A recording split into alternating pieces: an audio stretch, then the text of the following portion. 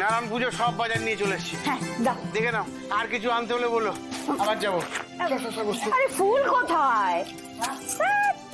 দেখেছো ধূপকাঠিটাও আনোনি। সে কি গো? ওর দ্বারা কিচ্ছু হবে না। কাকিমা থাক না, উনি তো সেই সকাল থেকে কাজ করছেন, আমি আর দিদি বাকিটা করে নেবো, ঠিক আছে? হ্যাঁ কাকু, সেই ভালো হয়। এই রোদের মধ্যে আর কতবার দৌড়াদৌড়ি করবে? এখন তো একটু দৌড়াদৌড়ি করবেই, এরপরে মানে বিয়েটা হয়ে গেলে তখন তো গাদার কাটনি কাটার জন্য আছে না শুভ। যে ছেলে নিজের বাড়ির কাজকর্ম জান দিয়ে করে, সে তো শ্বশুর বাড়ির কাজ জান প্রাণ মন সব দিয়ে দেবে একেবারে। অথচ শাওন ম্যাডামকে বিয়ে করলে ওরা আমাদের খিদমত খাটবার জন্য 4-5টা কাজের লোক থাকতো আমাদের পিছনে, বলো মা? সে কথা মনে করি আর দুঃখ দিস না বাবা শোনা। সত্যি এই শুভটা না পুরো আকাট, এতদিন কাজ করছে অথচ মালিকের মেয়েটাকে পটাতে পারলো না। ও কাকিমা শোনো না, বলছি শুভ কোথায় গো? শুভকে তো দেখছি না।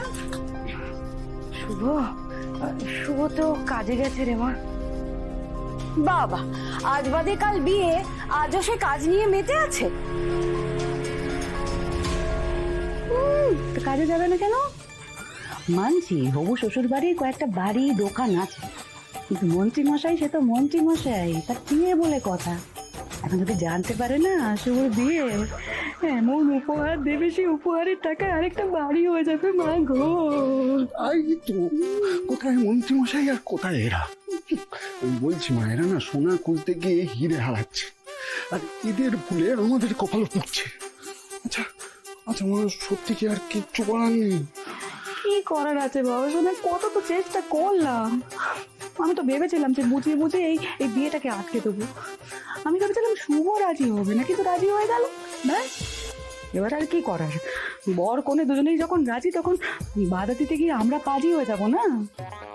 মন্ত্রী মশাই জামাই বলে কত লাভ হতো, সব বলে মাটি হয়ে গেল। ও মা শোনো না, বলছি তুমি তো শুভর কাজটা মেনেই নিয়েছো, তাহলে এটা নিয়ে এখন আর অশান্তি করো না। আর শেষমেশ বিয়েটা হচ্ছে, এটাই ভালো, তাই না?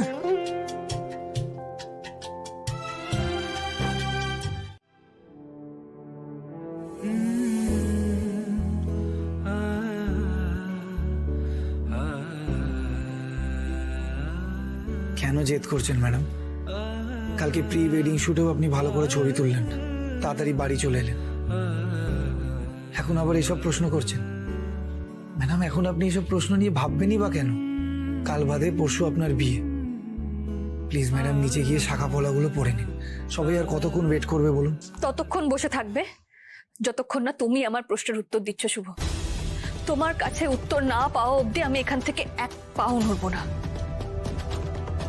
আমরা তো সবসময় একে অপরের সাথে অনেস্টলি কথা বলি, সবকিছু শেয়ার করি, আর সারা জীবন তাই করব। সারা জীবন আমরা বন্ধু থাকবো। তাহলে আজ আমার একটা ছোট্ট প্রশ্নের উত্তর দিতে এত হেজিটেট করছো কেন তুমি? বলো না, বলো তুমি কি কাউকে ভালোবাসো, বা অন্তত মনে মনে পছন্দ করো কাউকে? আগে আপনি বলুন না ম্যাডাম, আপনি কেন এটা জিজ্ঞেস করছেন? সেটা আমি বলতে পারবো না শুভ, বাট এটুকু জেনে রাখো, এই উত্তরটা আমার জন্য খুব ইম্পর্টেন্ট। এর ওপর আমার পুরো লাইফটা ডিপেন্ড করে আছে। এটা আপনি কি বলছেন ম্যাডাম?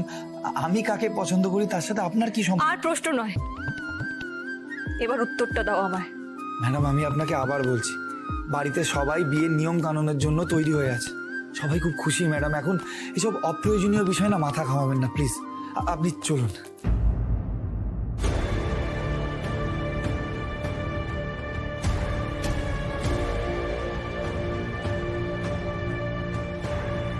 ম্যাডাম চলুন।